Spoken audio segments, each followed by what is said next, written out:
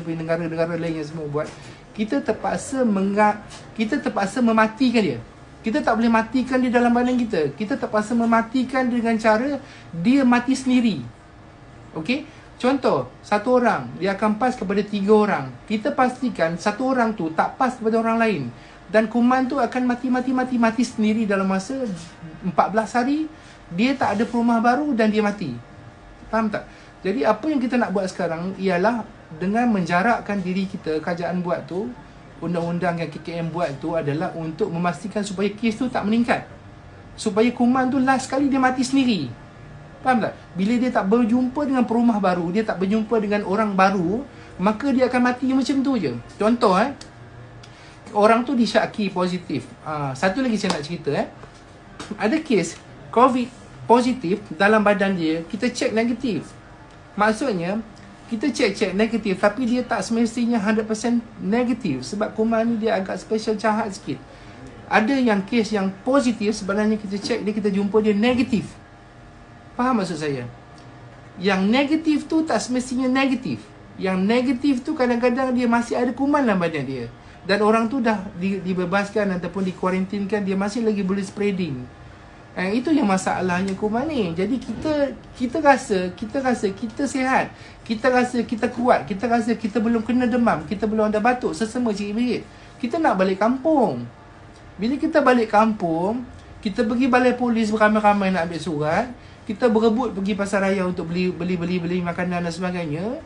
Kita berkumpul beramai-ramai dekat bus stop, kita beli dekat bus station, kita pergi semalam balik kampung beramai-ramai dekat RNR dan sebagainya. Kita akan berjumpa dengan ramai orang. Jadi kat situlah orang yang akan pas kepada seorang dan kepada seorang dan kepada seorang. Faham tak? Jadi itu yang saya nak sebut. Kita sepatutnya kena tahu bahawa kita jangan bagi virus ni survive. Kita kena matikan dia kat tengah jalan. Kita tak boleh matikan dia kat badan kita. Sebab ubat dia tak ada. Vaksin dia tak ada. KKM dengan staff doktor semua sangat-sangat susah hati sebab kita tak ada ubat untuk dia sebenarnya. Kita more on life support. Kita masukkan air, kita try and error bagi antivirus dan harap orang tu kuat dan baik sendiri. Itu je. Jadi kita nak matikan kuman tu tak boleh mati dalam badan kita. Faham? Kita nak matikan dia dengan tengah jalan. Maksudnya bukan tengah jalan raya. Kita nak dia cari perumah baru dan tak jumpa. Dan lepas 14 hari kuman tu mati. Faham tak? Saya ulang sekali lagi Kita nak kuman tu yang ada dekat seorang A ni tidak sampai kepada B dan tidak sampai kepada 3 orang lain. Sebab tu kita kuarantinkan dia. Kita jangan bagi kita dekat dengan dia 1 meter. Jangan dekat 1 meter. Jangan dekat dengan orang dengan 1 meter. Jarakkan 1 meter jauh. Dan orang-orang yang ada batuk sesama protect. Kan kita sebenarnya orang yang tak kena tu tak apa-apa sangat. Tapi kita apalah kita nak protect kan. Tangan jangan sentuh. Jangan sentuh orang. Selalu basuh tangan, pakai sabun, pakai sanitizer, pakai penutup mulut dan jarakkan kita 1 meter lebih. Supaya kita nak kuman itu tak sampai kepada orang lain dan dia mati di tengah jalan. Jadi dan on that matter, maksudnya kita nak matikan kuman tu di tengah jalan supaya jangan sampai kepada orang lain dan tak merebak dan tak merebak dan tak merebak. Maka nanti lama-lama kes-kes yang lama akan baik dan tidak ada kes-kes yang baru. Faham maksud saya? Jadi apa yang kita buat sekarang semuanya adalah untuk mematikan kuman itu di tengah jalan, bukan matikan dia di dalam badan kita. Sebab tidak ada ubat untuk COVID-19 sampai sekarang. Tidak ada. Kita menggunakan teknik untuk mematikan kuman itu di tengah jalan dengan cara supaya dia tidak melompat kepada orang lain. Kalau kita duduk dekat, kita pergi orang ramai-ramai, dia akan melompat ke orang lain. Orang tu balik kampung, jumpa mak nenek dia, tok dia, mak dia, dia akan lompat. Orang kampung semua tua-tua, lagi senang kena, lagi senang berjangkit dan senang menyebabkan kematian. Faham tak? Dan itu yang berlaku dekat dengan Wuhan, dekat Itali. Bila mana kerajaan dia kata jangan balik kampung, dia balik kampung. Sebab tu ya kematiannya meninggal. Sebab orang tua yang meninggal tu banyak kes. Orang daripada bandar bawa ke kampung. Faham tak?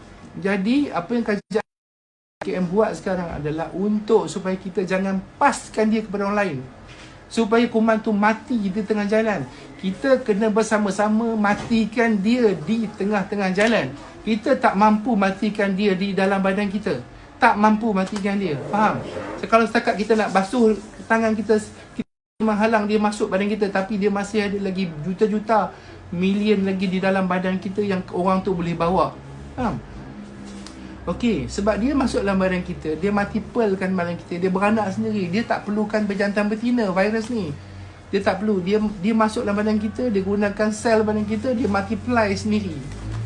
Okey, so kalau saya harap kita semua faham bahawa teknik sekarang yang kita gunakan adalah untuk mematikan kuman itu. Bersama-sama kita matikan dia supaya dia mati di tengah jalan dan tidak ada lagi perumah baru.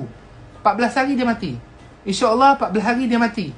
Okay, sebab tu kita kuarantin kat rumah 14 hari supaya dia tak ada perumah baru. Kalau tak ada perumah baru, dia akan melompat orang baru dan dia akan merebak kepada orang baru. Dia akan jadi lebih banyak dan lebih banyak dan lebih banyak. Okay, so kalau mana yang ada sekarang, kita kuarantinkan dia, orang lain selamat insyaAllah. Dan kuman tu lama-lama dia mati. Dia duduk dalam badan kita pun lama-lama 14 hari dia akan mati. Faham? Faham? Jadi kita support lah. Kita support kerajaan. Kesian kat doktor-doktor. Faham? Saya pun sedih kak.